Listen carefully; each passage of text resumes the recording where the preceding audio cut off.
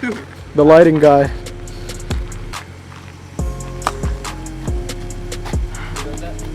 Who does that?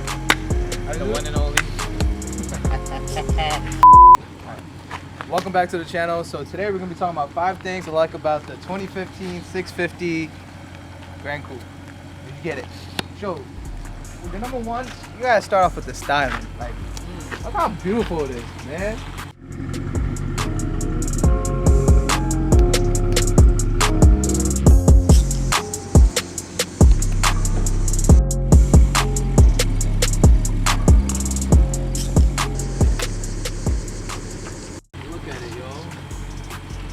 So the car is, the 6 Series is actually based off of 2 doors, just a regular 6 Series, but this is the Gran Coupe, so they extended 2 more doors. But it has and it actually has like a nice like slope to it on the back, has like the GT menacing look to it. It's pretty cool.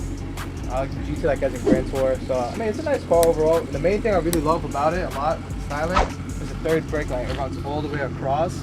Now if you get the coupe, you get the third brake light from here to here, and if you get the convertible, it'll be on the trunk. I don't like the convertible look on it because I feel like it just throws it off, but the third brake light running across, that's what made me fall in love with the car too. It has like a Bentley Continental look to it. And then you can't forget about the soft closed door. So you just, you know, when you're feeling very lazy, you know, after a long day of just doing bullshit, you don't have to worry about like, oh, I gotta close the door. Now you just slightly it's a beauty. It's a beauty. And being in the car all day, you know, my commutes are usually long, so I drive about at least 100 miles a day. So music is definitely one of my top priorities. So I got the Harman Kardons. I know it comes with Bang & Olufsen, but never heard them. But Harman Kardons, they always do me right. You got the equalizer, Logic 7 sound, and you can just mess around with everything. So if you're like a bass head, you can mess around with the whole thing. Pretty awesome. It's amazing. I love that. And can't forget about the digital dash. So with the digital dash, you also have the heads-up display too. So when you're driving, you know. Then again, I'm very lazy. I'm a lazy piece of shit. So the heads-up display helps me, you know, keep my eyes on the road without even looking down. I know it doesn't take that much effort, but like I said, being lazy goes a long way. And digital dash, you got different modes from like sport, comfort to regular eco. It just has a nice look to it, so you know which mode you're in. And last but not least, you can't figure out the full Alcantara, because then again, this is a 6 Series. It ain't no 3 Series. It ain't no 2 Series. It ain't no 5 Series. It's a 6.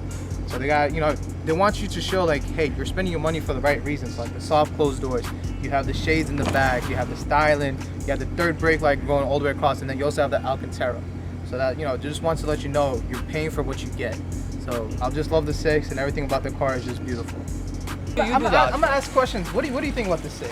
I know you always saying like, oh, it's a slow car and everything, but what do you think about it, honestly? Honestly, I've been joking around with the car. The 6 is a beautiful car.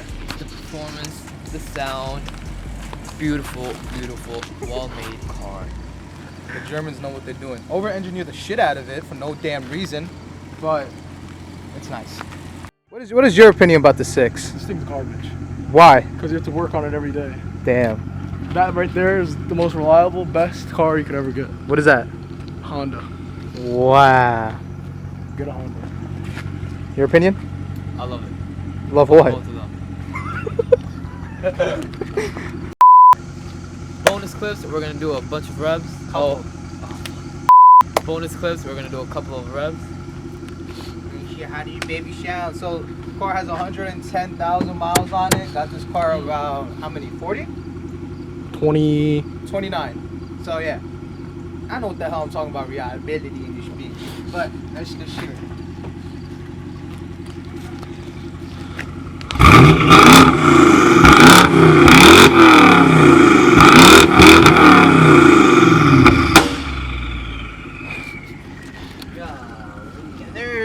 So catless downpipe, VRSF, and then just the arcade tunes.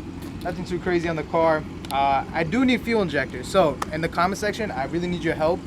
I need to figure out if it's an EU5 or EU6 fuel injector I need to put in this car. As for parts, I did get my transmission fluid. It's actually at home. I got my valve cover gaskets, valve stem seals, spark plugs, NGK. What happened? NGK. Yeah, NGK spark plugs, laser iridium. I need to figure out, so I'm hearing a clicking sound too. I probably need a wheel hub bearing for the car. And yeah, that's pretty much it. Just let me know about the fuel injectors for EU5 or EU6, whichever ones I need. Appreciate it. Thank you guys so much. Be safe and peace out. Make this here with all the ice on it.